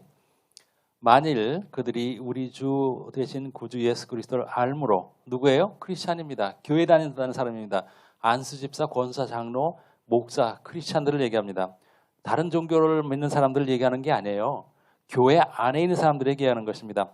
만일 그들이 우리 주 되신 구주 예수 그리스도를 알므로 세상의 더러움을 피한 후에 다시 그 중에 얽매이고 지면, 여기서는 우리가 예수 그리스도를 알고 세상의 더러움을 피한다는 얘기는 죄로부터 우리가 떠났다는 얘기입니다. 다시 그 중에 얽매이면, 다시 죄로 돌아가면, 여기서는 목사의 그 설교든 성경을 통해서 거짓말이 죄요, 음란은 죄요, 또한 속이는 것도 죄요, 뭐 음란한 옷차림도 죄요, 이걸 알거든요. 그런데 그들은 그걸 알면서도 세상의 더러움을 세상의 더러움으로 돌아가게 되면, 즉 그 중에 얽매이고 지면 그 나중 형편이 처음보다 심하리라. 차라리 크리스찬이 안 됐을 때보다도 더 형편이 심하게 된다는 얘기입니다. 여러분, 이 무슨 얘기인지 한번 생각해 보십시오. 차라리 예수님을 몰랐을 때보다 형편이 더 안 좋아진다는 얘기입니다. 대부분의 지금 99.99%의 한국 크리스찬들이 바로 여기에 해당되는 것입니다. 왜냐하면 그들은 육신이 연약하기 때문에, 우리는 예수님이 아니기 때문에, 우리는 거룩할 수 없고 우리는 온전한 의로움을 이룰 수 없다라고 생각하기, 그들은 입으로 담대하게 고백을 하고 당당합니다. 21절, 의의 도를 안 후에, 의의 도라는 것은 예수님께서 우리에게 주신 명령을 얘기합니다. 성경에 다 있죠. 크리스찬이라면 당연히 성경을 알아야 되기 때문에 그들은 안 겁니다. 의의 도를 안 후에 받은 거룩한 명령을 저버리는 것보다 차라리 알지 못하는 것이 도리어 그들에게 나으리라. 제가 말씀드린 대로 차라리 크리스찬이 아니었다면 더 나았을 것이라는 것입니다. 알고도 죄를 짓는다면 그들은 심판을 피할 수 없다는 얘기입니다. 즉 회개할 제사가 없다는 얘기입니다. 22절, 참된 속담에 이르기를 개가 토하였던 것에 돌아가고 돼지가 씻었다가 더러운 구덩이에 도로 누웠다 하는 말이 그들에게 응하였도다. 지금의 크리스찬들이 그거라는 얘기입니다. 더러움을 피한 후에, 더러움이 뭔지 아는 사람이 다시 더러움으로 가는, 예를 들어 이렇게 보십시다. 지금의 크리스찬들이 여기서 얘기하면 개로 표현되어 있죠. 크리스찬들이 개라는 뜻이 아니고, 비유한다면 여기서 토했다는 것은 뭐냐면 죄를 얘기합니다. 그 죄라는 걸 알았기 때문에 토해버린 거예요. 크리스찬이 되면서 자기는 착하게 살겠다고 교회도 다니고 이것저것 배웁니다. 그러다 교회 내에서 목사의 미혹이라든지 뭐 자기보다 그 신앙의 선배, 아이고 성도님 우리 그거 다 안 돼요. 예수님만 그렇게 하셨지 대충 살 수 있어요. 우리는 은혜 안에 있기 때문에 그렇게 악착같이 거룩함 이루고 예수님처럼 말씀 살려고 하지 마세요. 그건 어리석은 짓이에요. 우리 할 수 없어요. 이런 얘기를 듣는다는 얘기예요. 교회 안에서. 초신자들이 와가지고는 새로운 마음으로 성경 말씀대로 살려고 하는데 교회 안에 들어와 보니 이 신앙의 선배들이 오히려 더 조롱하는 거예요. 어떻게 그렇게 살려고 해요? 형제님 그렇게 안 돼요. 그렇게 살려고 하는 건 은혜 안에 있는 것을 부인하는 거예요 라고 말한다는 거예요. 그러니까 죄를 짓는 것에 대해서 당연하게 생각하게 돼요. 그래서 처음에 깨끗한 마음으로 이제 그 갱신된 마음으로 주님을 따르려고 했던 사람들이 교회 안에 들어와서 오히려 신앙의 선배들, 목사들 이런 사람들에 의해서 더럽게 살아도 상관없어요. 왜냐하면 예수님께서 그 피로 우리를 씻어주기 때문에 우리 죄 짓는 거 육신이 연약하신 거 다 알거든요. 그러니까 여러분 그 성도님이, 형제님이, 자매님이 그렇게 죄를 벗어보려고 사는 거는 십자가를 멸시하는 거예요. 왜 십자가를 멸시하려고 하세요? 우리 그렇게 못 살아요. 라고 설득을 합니다. 그래서 열심히 말씀대로 살려고 하고 타협 안 하려고 했던 그 초신자가 처음에는 이상하다, 성경이 이렇게 얘기 안 하는데, 근데 나중에 워낙 목사도 그렇게 얘기하고 안수집사도 그렇게 얘기하고 장로도 얘기하고 권사도 얘기하고 그러니까 내가 잘못 생각했구나. 예수님께 나를 위해서 대신 죽으셨는데 내가 이렇게 사는 게 이 사람들 말대로 십자가 은혜를 내가 거부하는 것 같다. 멸시하는 것 같다. 그러고 나서 죄에 대한 그 경각심, 경계심을 풀어놓게 됩니다. 술 마시죠. 야한 옷 입죠. 대충 거짓말하죠. 음란한 생각 가지고도 목사가 그러니까 목사도 저러는데 뭐 라고 하면서 교회 내에서 세상 사람도 똑같이 사는 것입니다. 여러분, 이게 지금 한국교회 현실입니다. 이것이야말로 예수님을 다시 못 박아 드러내놓고 욕되게 하는 것입니다. 그리고 보십시오. 깨끗하게 살려고 했던 사람들이 교회에 들어가서 오히려 더럽게 살아도 구원받을 수 있다. 은혜의 구원에 우리 안에 있기 때문에, 그리스도 안에 있기 때문에 우리는 그렇게 애쓰지 않아도, 거룩하고 의로우려고 하지 않아도 우리는 이미 구원을 받은 사람들이다. 그러니까 대충 살아도 됩니다. 예수님처럼 못 살아요. 예수님처럼 살려고 하는 것은 형제님, 예수님의 은혜를 거부하는 거예요. 멸시하는 거예요. 십자가를 멸시하는 거예요. 그렇게 그 얘기를 듣고 나서 이 사람이 다시 크고 작은 죄를 다시 편안하게 생각하기 시작합니다. 그것이 뭐예요? 자기가 더럽다고 토했던 것을 다시 가서 걔가 자기 토했던 걸 먹는 거랑 같다는 얘기예요. 지금의 크리스찬들이 죄를 고백하고 예수님 영접할 때는 그 죄 사함을 받습니다. 눈물로 그 영접 기도하는 사람도 있고 마지못해 하는 사람도 있지만 정말로 자기가 죄인이라는 걸 깨닫고 회개 기도하고 영접했던 사람들은 죄가 사함을 받습니다. 그런데 교회에 들어가서 교회 내에서 오히려 죄를 가볍게 여기는 풍조를 배우게 되고 그 교회 안에 있는 사람들처럼 죄를 밥 먹듯이 합니다. 음란한 눈으로 성도들 쳐다보죠. 세금 속이죠. 거짓말하죠. 야한 옷차림하죠. 포르노 보죠. 여러분, 드라마 보죠. 여러분, 이런 것들이 뭡니까? 개가 토하였던 것을 다시 입으로 집어삼키는 거예요. 그런 자들에게는 예수님의 보혈이 효과가 없다는 얘기입니다. 죄를 가지고는 천국에 들어갈 수 없다. 어떻게 예수님께서 우리를 위해서 이렇게 엄청난 고난을 당하시고 고통을 당하시고 하셨는데 예수님께서 그렇게 해주셨기 때문에 우리는 그 은혜로 구원받으니 우리는 그냥 편안하게 그 열매만 따먹읍시다. 그냥 고마워하면 되는 거예요. 라고 얘기할 수 있겠습니까? 최근에 선지자님께서 약 2달 동안 요한계시록 1장 5절을 가지고 계속해서 말씀하셨습니다. 죽은 자 가운데서 먼저 나시고, 그리고 그 선지자님께서 말씀하셨습니다. 예수님께서 이 땅에 보내심을 받은 이유는 고와 같이 버려졌던 인간이 다시 하나님과 화해할 수 있도록, 또한 아버지가 없던 인간들에게 아버지를 소개하시는 그 미션으로 오신 것입니다. 근데 아버지께서 너희를 지으셨다라는 그 말씀 한마디가 아니고 아버지는 이러한 하나님이시다 라고 하나님의 품성에 대해서 주님께서는 분명하게 그 공생애를 통해서 우리에게 말씀해 주셨습니다. 하나님의 품성은 여러분 잘 아시는 것처럼 가장 중요한 품성이 거룩하심, 즉 죄로부터 완전히 구별되셨다는 것입니다. 죄로부터 완전히 구별되신 것입니다.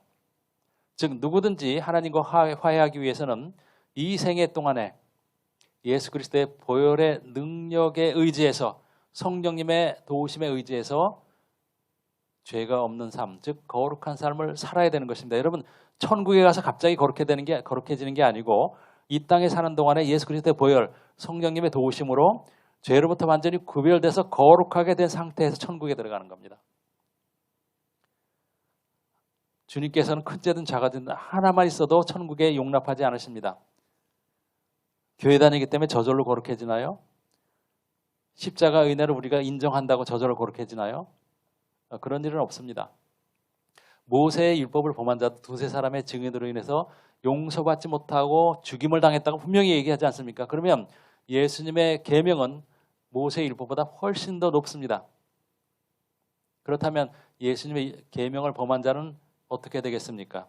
당연히 사형입니다. 당연히 이 십자가를, 예수님께 지신 이 십자가를 자신이 져야 됩니다. 이것은 지금 무슨 얘기냐면 불못에 던져진다는 얘기입니다. 정말 선지자님의 그 애타는 마음을 저는 좀 이해를 좀 할 것 같습니다. 왜 인간들은 사탄의 음성을 그렇게 달콤하게 받아들이는지 모르겠습니다. 성경은 그렇게 얘기하고 있지 않은데 사탄이 주는 얘기를 넙죽넙죽 받아먹고 쉬운 구원의 길을 그들은 따르기를 원하는 것입니다. 그래서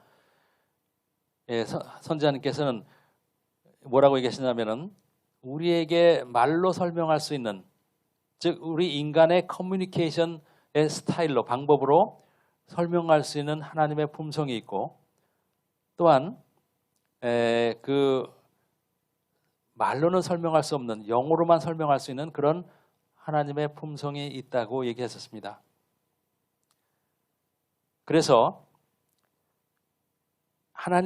하나님께서 어떤 분이신지를 우리에게 소개하심으로써 우리가 아버지와 화해하고 아버지께서 회복하신 에덴 동산, 즉 새 예루살렘에 우리가 들어가기 위해서는 어떻게 우리가 준비되어야 되는지 그것을 예수님께서는 우리에게 말씀해 주시기에 오신 것입니다. 그것을 드러내시기 위해 오신 것입니다. 그렇기 때문에 지금의 현대 크리스찬들처럼 우리는 죄 없이는 죄를 온전히 버릴 수 없습니다. 우리는 이 생에서는 거룩함과 의로움을 이룰 수 없어요 라고 얘기하는 사람들은 저주받은 자들입니다. 왜냐하면 그들은 성령의 능력, 예수님의 보혈의 능력을 거부하고 믿지 않는 사탄들이기 때문입니다. 현대 크리스찬들은 이 십자가를 가지고 지금 장난치고 있는 것입니다. 십자가의 능력을 부정한 것으로 얘기한다고 아까 말씀하시지 않으셨습니까? 이들이 회개하지 않는다면 100% 지옥에 떨어질 것입니다. 불못에 던져질 것입니다. 너무나 많은 피와 체액이 쏟아져 나왔고 혈장이 피와 함께 흘렀습니다. 그래서 예수님께서 십자가 위에서 그렇게 고통스럽게 울부짖으신 것입니다. 그리고 선지자님께서 여러분 그 로마 병사가 예수님께서 죽으신 걸 보시고 확실히 끝내기 위해서 여기서 우리가 한 가지 알아야 될 것이 있으면 저도 이걸 이해를 못했는데 성경에 따르면 제가 여기 한번 읽어보겠습니다. 저도 이것을 지금 바로 이 순간 직전까지는 이해가 잘 안 됐습니다. 왜냐하면 선지자님께서는 예수님의 목숨을 확실히 끊은 것은 창이었다고 분명히 얘기했습니다. 성경에 보게 되면 우리가 읽는 것만으로 보게 되면 뭐라고 되어 있는지 한번 보십시오. 제가 한번 찾아볼게요.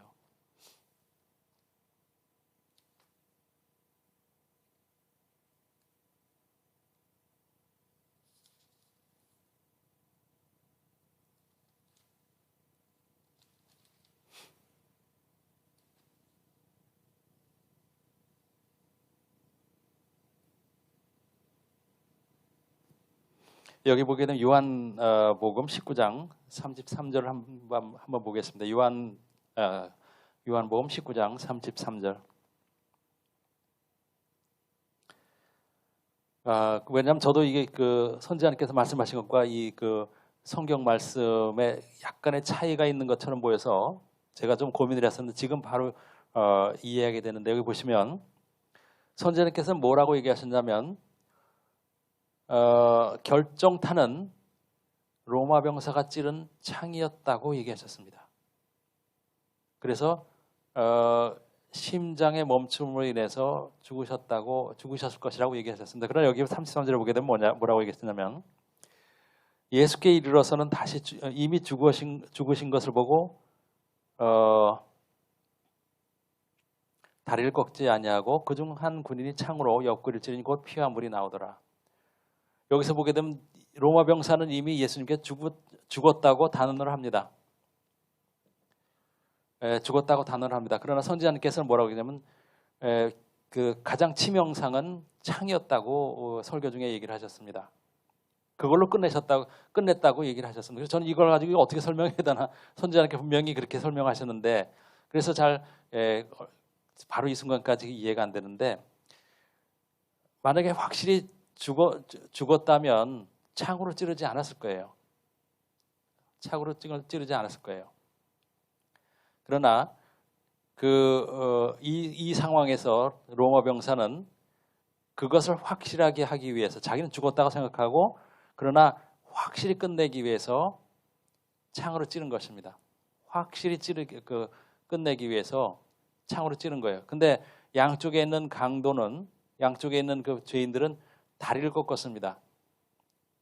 왜냐하면 그 다리를 꺾게 되면 그 죽음이 더 빨리 오기 때문에 그래요. 왜냐하면 시간이 이제 해가 지게 되면 그 십자가 매달아두면 안 된다는 그런 유대의 율법이 있기 때문에, 그래서 그 다리를 꺾었는데, 그렇게 되면, 근데 다리를 꺾을 때 이 양쪽에 있던 사람들은 죽지 않았던 상태가 확실한 것은 맞아요.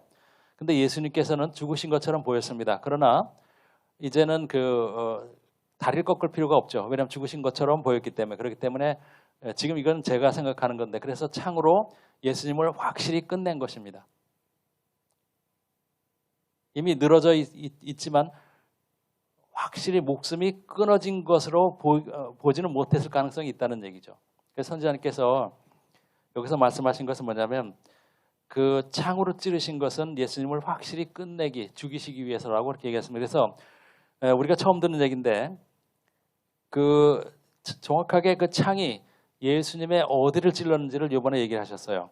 제가 이걸 통역하면서 빨리 지나갔기 때문에 제가 이걸 통역을 못했는데, 예수님의 5번째와 6번째, 지금 5번째 갈비 사이라고 얘기하시는데 4번째와 5번째인지 5번째와 6번째인지 잘 모르겠습니다. 그러나 뭐라고 했으면, 예수님의 5번째 갈비 사이를 찾아 그곳을 창으로 찔렀습니다 라고 얘기했습니다. 근데 그 선지자님의 설명에 의하면 그게 이제 위에서부터 5번째겠죠. 그러면 왜 이 5번째를 찔렀는가를 생각을 해보는 겁니다.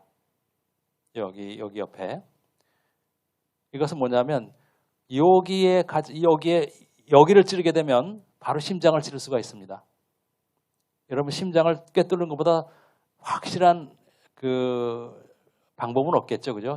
심장이 터지게 되고 심장을 찌르게 되면, 심장이 멈추게 되면 그걸로 끝나는 거기 때문에. 그래서 선지자님께서 말씀하시기를, 예수님을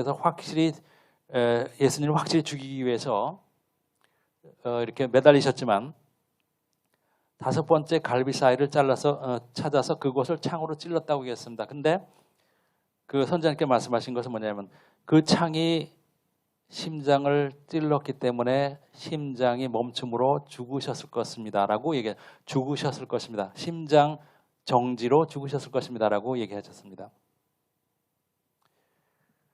여러분, 이것은 성경 어디에도 나오지 않은 그 말씀입니다. 어디서 우리가 어떻게 하셨을까 우리가 궁금할 수 있겠지만, 선지자님께서는 하나님 아버지께서 그 현장의 모습을 직접 보여주셨고, 또 예수님의 입장에서 그 고통당한 것을 직접 느끼셨기 때문에, 예를 들어 이렇게 보시면 돼요. 예수님의 그 몸속에 선지자님께서 자기 영이 들어가서 예수님처럼 그 고통을 경험하셨다고 보면 됩니다. 그렇게 되면 위에서 자기가 이렇게 십자가에서 매달렸는데 창이 어디를 뚫고 들어가는지 이렇게 자기는 알겠죠. 그죠? 예수님의 입장에서 본다면, 선지자님께서 예수님의 입장에서 그 고통을 당하시는 걸 보셨다면 자기 어디를 뚫고 들어가는지 분명히 알 것입니다. 그래서 5번째 갈비뼈 쪽이라고 얘기하신 것은 심장을 겨냥한 것이라고 그렇게 얘기를 하셨습니다. 그래서 선지자님께서는 그 십자가의 그 과정, 고통, 이거에 대해서 성경은 굉장히 감췄다고 얘기를 하셨는데, 드디어 우리에게 그 정말 세세한 내용을 다 공개를 해 주셨습니다. 그리고 이뿐만 아니고, 전에 선지자님께서 말씀하신 거에 따르면, 선지자님께서는 예수님과 함께 십자가 위에서 매달린 예수님처럼 그 입장에서 다 모든 걸 보셨고 예수님께서 목숨이 끊어져서 지옥으로 내려가실 때 같이 내려가셨다고 얘기하셨습니다.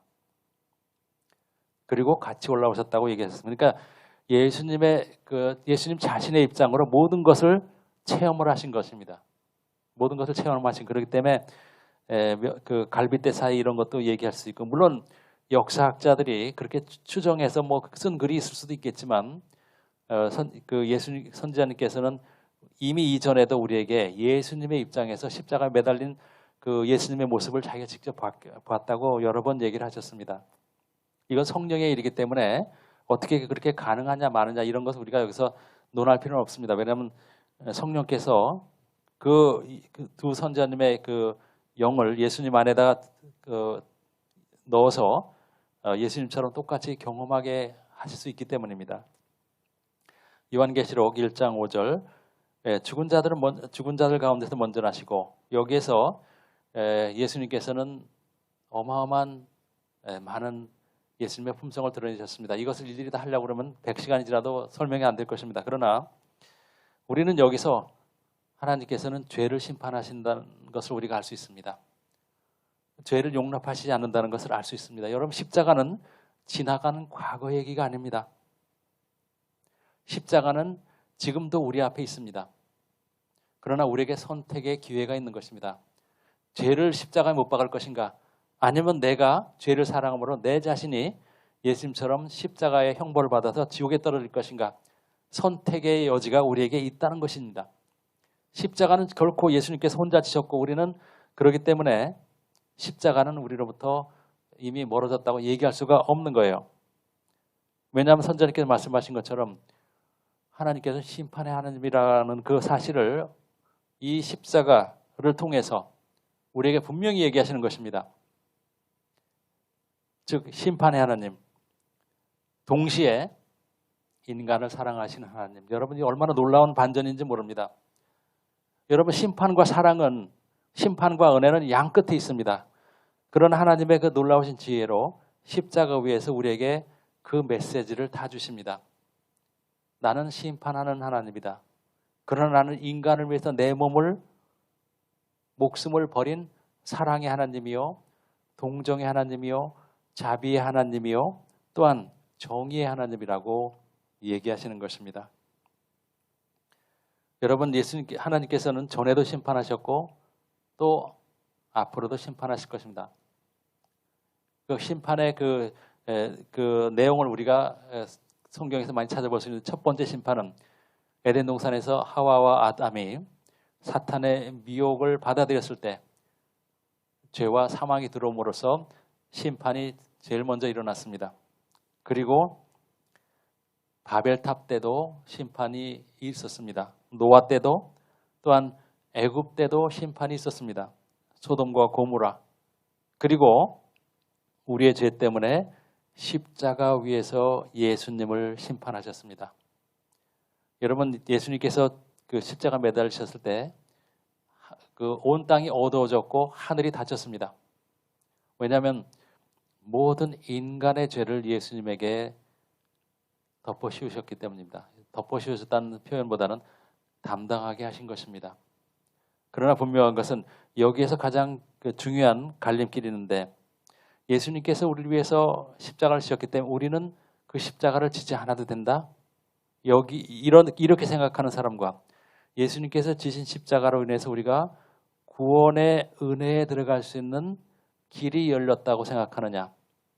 이 두 가지에 따라서 한 사람은 영원한 불못에 떨어질 것이고, 한 사람은 그 예수님의 십자가의 은혜로 인해서 우리도 예수님의 길을 따라서 우리의 육신을 십자가에 못 박고 자기를 부인하며 제 십자가를 지고 예수님을 따라 천국에 들어갈 수 있는, 예수님을 따라 야곱의 사닥다리를 밟고 천국에 들어갈 수 있는 그 길에 들어설 수 있다는 것입니다.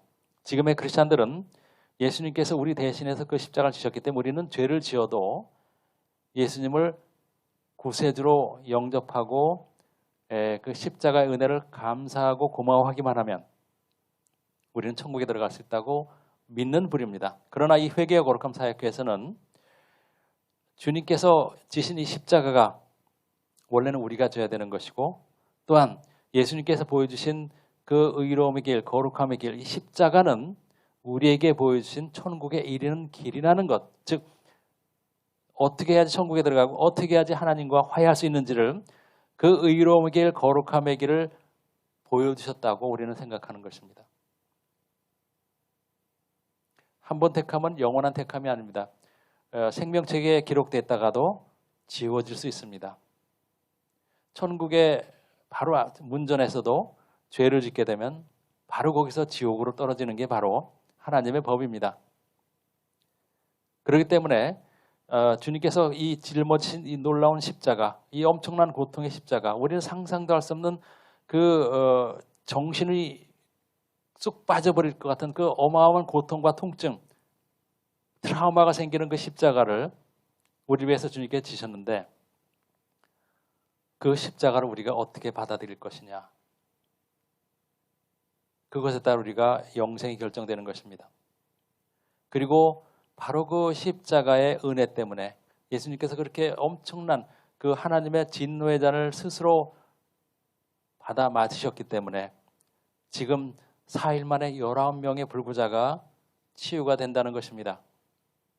그렇기 때문에 우리가 이 축하를 할 때 우리는 주님의 십자가를 떠올려야 됩니다. 그리고 우리는 동시에 회개해야 됩니다. 여러분, 이 19명의 치유 일어난 것, 또 지금까지 셀 수 없는 수천 명의 그 불구자들과 맹인과 귀머거리들과 벙어리와 또한 그 위니베트 같은 창조의 기적과 리튼다 대감독님 3번이나 죽었다가 살아나는 그 기적과 마마로사가 죽었다가 살아나는 기적과 경찰이 살아나는 기적과 또한 한 자매가 죽었다가 살아나는 기적과 표현할 수 없는 이 엄청난 기적들, 그것이 우리에게 던지는 메시지는 이제 곧 메시아께서 오시니 곧 심판이 임하니 회개하고 거룩함으로 준비하라는 것입니다. 얼마나 큰 사랑인지 모릅니다. 여러분, 저는 오늘 새벽에 그 사우디아라비아 그 금요 주일 예배 때 참석을 했습니다. 처음부터 참석하진 않고 거기는 자체 예배가 있는데 저는 끝에 그 참석을 해서 축복하고 예수님께 영접하는 그런 그 일을 했는데, 저는 그때 그런 얘기를 했습니다. 빌립이 예수님께 그 말합니다. 우리에게 아버지를 보여주소서. 그랬더니 예수님께서 빌립아, 내가 이렇게 오랫동안 너희와 함께 있었는데 나에게 아버지를 보여달라 하느냐? 나를 본 자가 아버지를 보았거늘 어찌하여 아버지를 보여달라 하느냐? 라고 얘기했습니다. 저는 그리고 오늘 새벽에 사우디아라비아 그 예배 때 그렇게 얘기했습니다. 하나님께서 천국의 두 사자, 즉 그 모세와 엘리야, 거룩한 두 천사를 우리에게 보내주셨고, 그들을 통해서 우리에게 예수님과 아버지를 보여주셨습니다. 라고 얘기했습니다.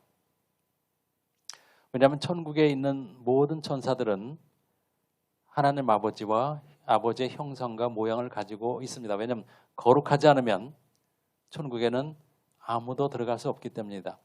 그래서 예수님도 성령님의 능력에 의해서 아버지의 형상과 모양을 그대로 이 땅에 사시면서 죄 없이 사시다가 죄 없이 이 땅을 떠나셨습니다. 그것처럼 우리가 두 선자님을 통해서 하나님의 의로우심과 거룩하심을 우리는 눈으로 봅니다. 우리는 두 선자님을 통해서 예수님을 보았습니다. 우리는 또한 두 선자님을 통해서 아버지를 보았습니다. 그렇기 때문에 이 회개 거룩함 사역회에 있는 여러분들은 누구도 나는 예수님을 본 적이 없다, 나는 하나님 아버지를 본 적이 없다 라고 얘기할 수 없다는 것입니다. 여러분 생각을 해보십시오. 하나님께서는 완벽하신 하나님이십니다.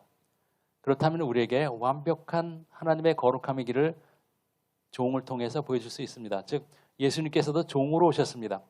그리고 두 선자께서도 종으로 이 땅에 오셨습니다. 예수님과 이 두 선자님의 차이는 창조주냐 피조물이냐 그 차이는 있지만, 거룩함에 있어서는 하나님 아버지의 완벽하심을 보여주는 그 능력에 있어서는 성령의 일이기 때문에 차이가 없습니다. 그렇기 때문에 우리는 선자님의 모습을 보고 예수님을 우리는 100% 볼 수 있습니다. 또한 이 두 선자님을 통해서 우리는 하나님 아버지를 100% 만날 수가 있습니다. 우리는 이 그 주변 사람을 우리의 그 벤치마크 대상으로 삼아서는 안 되고 두 선자님을 벤치마크 대상으로 삼아야 됩니다. 왜냐하면 궁극적으로 우리의 benchmark 대상은 예수님과 하나님이십니다. 그러나 예수님께서는 이미 이 땅에 사역을 마치시고 올라가셨고 또한 하나님께서는 영이시기 때문에 이 육신의 몸으로는 예수님 하나님을 볼 수가 없습니다. 그렇다고 그러면 하나님께서 어떻게 우리에게 완벽한 거룩함의 모델을 보여주실까요? 그것은 바로 이 두 스랍 천사, 두 그룹 천사를 보내시는 것입니다. 왜냐하면 그들은 하나님의 영광을 수호하는 자들이요, 불의 천사, 또 그 시온자를 보호하는 천사들입니다. 그렇다면 그들은 여러분 성경을 보시면 아시겠지만 이 그룹 천사는 하나님 아버지의 거룩하심을 상징한다고 얘기했습니다. 심판을 상징한다고 얘기했습니다. 하나님의 의로우심, 그걸 상징한다고 했습니다. 그렇다면 이들을 통해서 우리는 하나님 아버지를 보았고 예수님을 보았습니다. 그리고 여러분들이 이 그룹 사이에서 나오는 음성을 여러분들이 그 성경에 보시면 에스겔서에도 나오고 있는데 거기에서 많은 물소리와 같고 우레소리와 같다고 얘기합니다. 근데 그 소리가 그룹 사이에서 나온 소리예요. 이게 무슨 얘기냐면 물소리와 우레소리와 같은 그 소리가 그룹 천사에게 나오는데 그게 하나님의 음성이라는 뜻이에요. 여러분 그거 모르셨을지 모르겠습니다. 하나님께서는 우리에게 어떠한 방법으로 해도 우리가 인간의 지각으로 알 수 있는 방법으로는 얘기하지 않으셨습니다. 즉, 그 그룹 천사를 통해서 하나님께서 예수님께 말씀하셨고, 또 두 천사를 통해서 예수님의 미션에 대해서 말씀하셨고, 여러분 성전에 계실 때 천둥 치는 소리가 나고, 또 변모의 산에서 하나님께서 말씀하셨잖아요. 그게 바로 많은 물소리와 또 우레소리 같은 소리라고 얘기합니다. 근데 그 소리가 어디 그룹 사이에서 나온다고 얘기합니다. 그룹 사이에서, 그룹 천사 사이에서 나오는 것입니다. 즉 하나님께서는 그룹 천사를 통해서 자신의 음성을 우리 인간이 들을 수 있는 그 형태로 얘기를 하신다는 거예요. 그렇기 때문에 이 그룹 천사들은 하나님과 뗄래야 뗄 수 없는 그런 존재라는 것입니다. 그렇기 때문에 우리가 이 두 선자님을 이 땅에서 이 세대에 볼 수 있다는 것은 예수님께서 초림 때 이 땅에 내려오셔 공생애를 통해서 제자들에게 하나님의 형상을 보여준 것과 조금도 다를 바가 없습니다. 여러분의 벤치마크 대상은 예수님과 하나님이시지만 우리는 예수님과 하나님을 직접 볼 수는 없습니다. 왜냐하면 예수님께서는 이 땅에 살다가 올라가셨기 때문에 그 역할을 하기 위해서 두 그룹 천사를 보내신 것입니다. 두 증인을 보내신 것입니다. 그렇기 때문에 여러분들은 벤치마크 대상을 이 두 그룹 천사들에게 맞추라는 얘기는 다시 말해서 하나님과 예수님 외에는 여러분의 벤치마크 대상이 없다는 것입니다. 그렇기 때문에 그 죄의 삶을 살고 있는 현대 크리스찬들을 위해 여러분들은 울어야 된다고 얘기하십니다. 왜냐하면 너무나 그 죄를 쉽게 생각하고 십자가를 가볍게 장난처럼 생각하고 그 회개와 거룩함을 버렸기 때문에 그들이 이 상태로는 모두 불못에 던져질 것을 말씀하시는 것입니다. 또한 이를 통해서 여러분의 삶을 점검하고 교정하고 개혁해야 합니다. 하나님의 품성을 정말 안다면, 하나님을 만났다면, 사람들 얘기하죠. 인격적으로 하나님 만나야 된다는 얘기를 지금 현대 크리스천들은 합니다. 그러나 저는 지금까지 하나님을 인격적으로 진짜 만난 사람은 데이비드 선자님 한 분밖에는 본 적이 없습니다. 즉 하나님의 품성을 안다면 현대 크리스천처럼 절대로 그렇게 살 수가 없습니다. 그래서 말씀드린 것처럼 주님께서는 그 죽은 자들 가운데서 먼저 나시고 이 구절을 가지고 정말 어마어마한 하나님의 품성을 우리에게 소개를 해주셨습니다. 물론 끝난 것은 아닙니다. 거기에서 가장 중요한 것은 거룩하신 하나님이시다. 죄가 없으시고 의로우시며 순결하시며 세상으로부터 구별되시고 거룩하시며 정의의 하나님, 심판하시는 하나님이라는 것을 우리는 알 수 있습니다. 그 다음에 사랑의 하나님, 자비 하나님, 동정의 하나님, 긍휼의 하나님이라는 것을 우리가 알 수 있습니다. 어떻게 이 한 구절에서 그렇게 수많은 설교가 나올 수 있는지 저는 정말로 놀라지 않을 수가 없었습니다. 그래서 선지자님께서는 예배를 마치시기 전에 신명기 32장 4절 그는 반석이시니 그가 하신 일이 완전하고 그의 모든 일이 정의롭고 진실하고 거짓이 없으신 하나님이시니 공의로우시고 바르시도다. 공의로우시다는 것입니다. 의로우신 하나님이십니다. 시편 89편 14절입니다. 공의와 정의가 주의 보좌의 기초라. 인자함과 진실함이 주 앞에 있나이다. 즉 여기서 정말 놀라운 것은 뭐냐면 주의 보좌의 기초가 righteousness, 의와 justice, 정의라는 것입니다. 여러분 이 보좌는 예수님께서 이 땅에 내려 죽으셨기 때문에 그 보좌의 기초가 공의이며 정의라는 것이 훨씬 더 강력해진 것입니다. 물론 이미 완벽하시지만 그런데 어떻게 지금의 크리스찬들은 예수님께 대신 죽으셨기 때문에 그 보좌는 더 이상 정의롭지도 않고 공의롭지도 않고 무조건 교회만 다니면 천국을 허락한다고 얘기할 수 있겠습니까? 보십시오. 공의와 정의가 주의 보좌의 기초라. 이거는 별치 않습니다. 죄를 심판하실 것입니다. 누구든지 죄를 가진 자들은 이 보좌의 기초에 따라, 즉 공의와 정의에 따라 심판에 떨어지게 될 것입니다. 이사야서 1장 17절입니다. 선행을 배우며 정의를 구하며 학대받는 자를 도와주며 고아를 위하여 신원하며 과부를 위하여 변호하라 하셨느니라. 이것은 정의를 얘기하실 때 어떤 게 정의인지를 우리에게 말씀해 주신 것입니다. 즉 학대받는 자를 도와주고 그들 편에 서서 하나님께 신원하며 또한 고아를 위해 신원하며 과부를 위해서 변호하라고 얘기하셨습니다. 우리는 이 부분에 있어서는 굉장히 책망받을 것이 많을 것입니다. 물론 이제 여러분들은 이들을 도와줘야 된다는 것을 압니다. 그리고 기회가 되면 여러분 도와줄 것을 압니다. 그러나 이 부분에 대해서 저나 여러분들이나 과거의 선자를 만나기 전에 물론 개인적으로 고아원을 도와주기도 하고 뭐 불쌍한 사람이 있겠지만 과연 충분히 했느냐 이 부분에 있어서는 모두가 회개해야 될 것이라고 생각을 합니다. 로마서 3장 26절 곧 이때 자기의 의로우심을 나타내사 자기도 의로우시며 또한 예수 믿는 자를 의롭다 하려 하심이라. 여기서 justify라는 얘기가 여기 있는데요. 의롭다 하려 하심이라.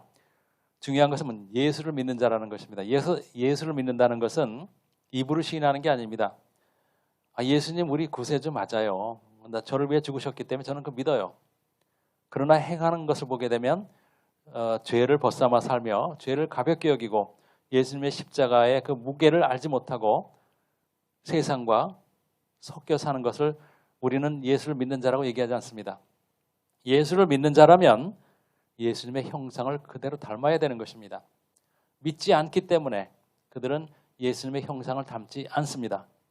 그렇기 때문에 예수를 믿는다는 이 단어 자체가 지금의 크리스찬들에게는 엉터리로 이해가 되고 있는 것입니다. 믿는다는 것은 믿는 바대로 행함이 드러나야 되는 것입니다. 믿지 않기 때문에 행함이 드러나지 않는 것이 현대 크리스찬들의 모습입니다. 로마서 5장 8절입니다.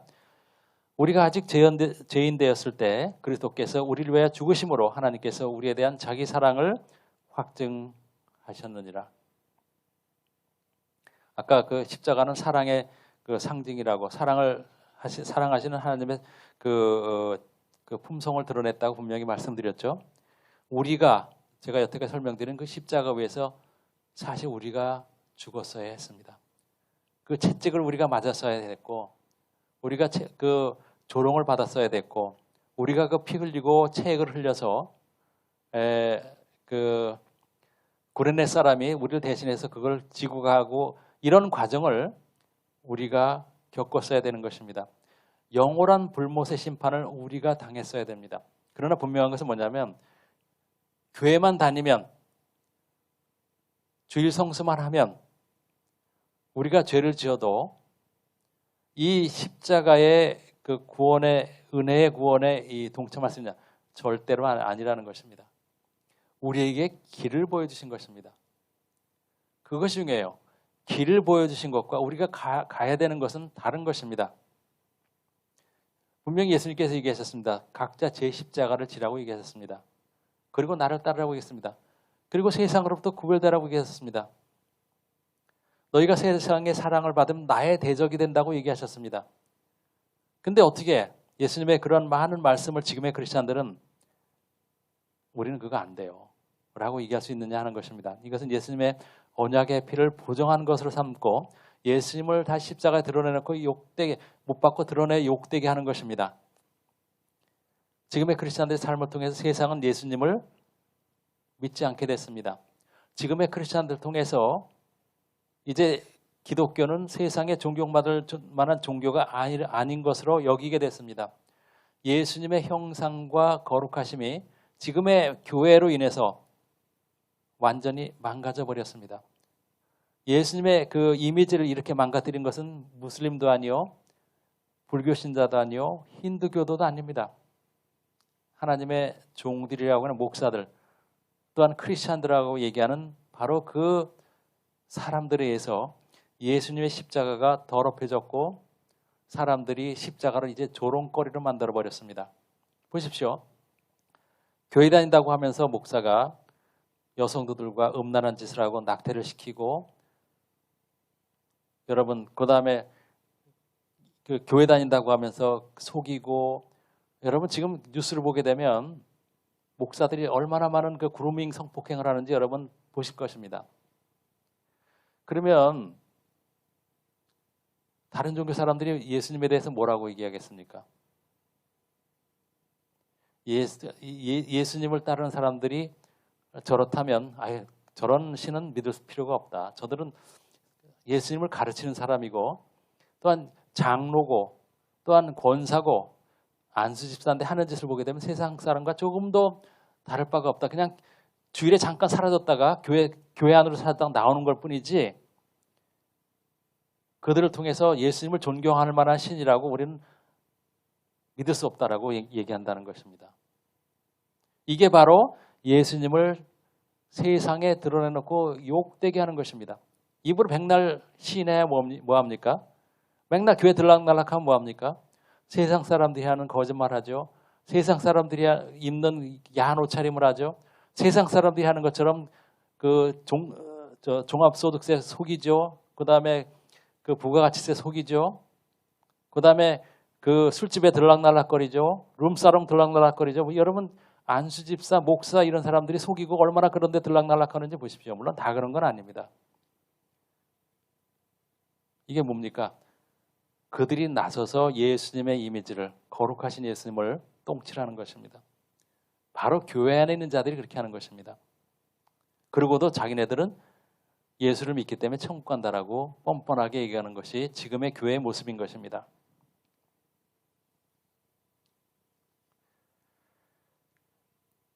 영원한 불못에서 우리가 심판을 받았어야 했지만 주님께서 그 피로 말미암아 그 심판을 피할 길을 열어주셨습니다. 여러분 그 예수님께 죽으셨을 때 그 예루살렘 성전, 그 헤롯 성전이죠. 거기에 그 성소와 지성소를 가로막고 있던 휘장이 열렸습니다. 휘장이 열렸다는 얘기는 누구나 들어갈 수 있다는 얘기이며 누구나 들어갈 수 있는 것이 아니라는 얘기입니다.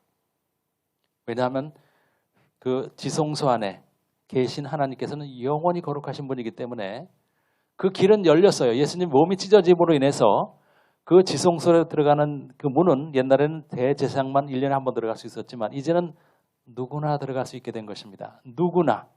근데 누구나 들어갈 수 있다는 말과 죄인이 들어갈 수 있다는 말은 다릅니다. 누구나 들어갈 수 있는 길이 열렸다는 것이지 죄인도 들어가서 살 수 있다는 얘기가 아닙니다. 그 지성소에는 죄인이 들어가게 되면 즉사를 합니다. 그 법은 구약 때나 지금이나 같습니다. 길이 열렸다는 예수님께 죽으심으로 인해서 그 보혈과 십자가로 인해서 그 길이 열린 것입니다. 그러나 지성소에 들어가는 즉 영광 중에 들어가는 그 조건은 영원히 변치 않는 것입니다. 즉 죄를 가지고는 들어갈 수 없다는 것입니다. 친구를 위하여 목숨을 버리면 그것보다 더한 사랑은 없습니다. 예수님께서는 우리를 위해서 죽으셨고 자신의 사랑을 증거하셨습니다. 그런데 어떻게 현대 크리스찬들은 예수님을 영접하지 않을 수 있으며 또한 의로움과 거룩함, 회개를 거부할 수가 있겠습니까? 그리고 어떻게 크리스찬이라고 얘기하면서 메시아께서 오신다는 이 음성이 전 지구를 강타하고 있는데 그것을 무시하고 2단일, 3단일 할 수 있겠습니까? 지금의 크리스찬들은 왜 메시아의 오심을 준비하지 않고 있습니까? 여기서 마치면서 하나님을 만난 사람은 어떤 변화가 오는지를 말씀을 드리겠습니다. 창세기 32장 22절부터 32절까지 보시게 되면 선지자님께서 그 수요일날 말씀하셨는데 하나님과 씨름한 야곱에 대한 얘기가 나옵니다. 야곱은 하나님과 밤새도록 씨름을 했고 그러고 나서 하나님께서 그를 축복하셨습니다. 왜냐하면 야곱이 나를 축복하기 전에는 놔드릴 수가 없습니다. 즉 야곱은 그 밤중에 얼굴도 보지 못했지만 자기랑 씨름하는 분이 하나님이라는 걸 알았습니다. 그렇기 때문에 하나님에게 저를 축복해 주시옵소서. 그렇지만 저는 놓아드리지 않겠습니다. 그때 하나님께서 뭐라고 얘기하셨냐면 이제부터 너는 야곱이 아니라 이스라엘이라 부르리라. 즉 신분이 바뀌는 것입니다. 이름 자체가 바뀐다는 것은 신분이 바뀌는 것입니다. 즉 천민에서 귀족이 되는 것처럼 평민에서 왕족이 되는 것처럼 이제는 신분이 완전히 바뀌어버리는 것을 의미합니다. 지금의 크리스천들이 그럴까요? 여러분은 어떻습니까? 여러분 예수님을 만나기 전과 후가 어떻게 변화를 입었습니까? 거룩하십니까? 주님의 거룩하심을 사랑하십니까?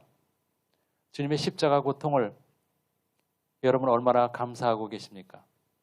여러분이 그 십자가를 졌는데 주님께서 나를 위해서 그 길을 걸어가심으로써 그 진노의 잔을 내가 마시지 않아도 된다는 것입니다.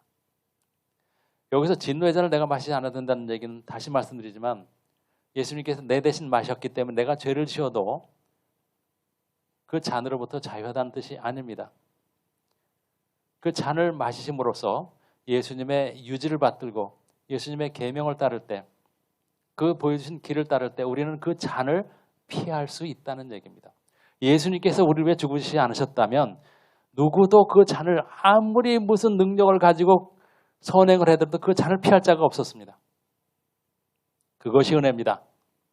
여러분 이제 아시겠습니까? 그것이 은혜입니다. 예수님께서 나를 위해 죽으신 것은 내가 그것을 피할 수 있는 길이 열렸다는 것이지 내가 죄를 지어도 육신의 연약함을 기대서 죄를 짓고 주님께 미안해요. 아니면 요새 사람들 미안하다고도 얘기 안 합니다. 그리고도 천국 가는 게 아닌 것입니다. 휘장이 갈라졌을 때 죄인도 그 안으로 들어가서 살 수 있다는 얘기가 아닙니다. 죄를 가지고도 지성소에서 영광 안에 주님 앞에 설 수 있다는 얘기가 아니라는 것입니다. 누구나 어린 양의 피를 가지고 들어간다면 옛날엔 대제사장들만 들어갔지만 지금은 누구나 어린 양의 피를 가지고 들어갈 수 있는 길이 열렸다는 것입니다. 할렐루야. 오늘 말씀을 여기서 마치고 준비된 영상을 여러분들과 함께 보도록 하겠습니다.